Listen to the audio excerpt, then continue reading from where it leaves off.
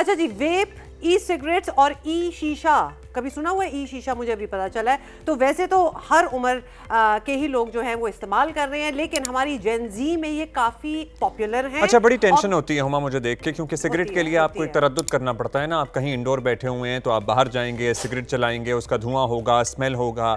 ये जो वेप्स हैं ये खामोशी के साथ बच्चे अपने घरों में कर रहे हैं, अपने जिम में कर रहे हैं, अपने कॉलेजों में कर रहे हैं, अपने स्कूल में कर रहे हैं, और किसी को जाहिर है उसकी इस तरह से स्मेल नहीं होती, उस तरह से धुआं नहीं होता, धुआं नजर आ रहा होता है लेकिन पता नहीं लगता। इनफैक्ट उसकी तो खुशबू होती है, वो शायद आपको अच्छी भी लगना स्टार्ट हो जाए, लेकिन आप शीशा कर रहे हो, वेप कर रहे हो, या whatever all the other things they are called, ये तंबाकू नोशी के ही जुमरे में आता है। So you are still smoking.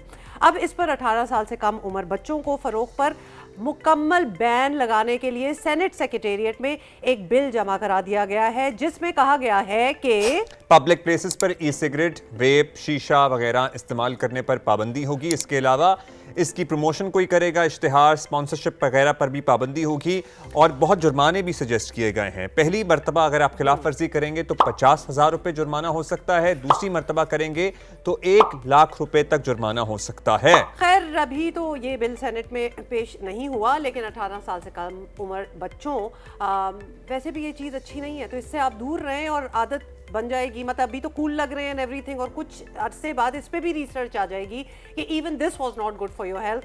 सो पता है इसकी एडिक्शन बड़ी मेजर है। सिगरेट आप फिर भी किसी हद तक कंज्यूम करते हैं, अनलेस आप बहुत ही चेन स्मोकर हो। मेजर एडिक्शन है, महंगी एडिक्शन है। Vape you are consuming 24/7 because somehow आपको ये बता दिया गया है कि it's okay, it's okay, it's not okay, and you know that. अब तक तो इतनी स्टडीज आ गई हैं कि आपको पता चल गया होगा वैसे, वरना रीड अपॉन इट।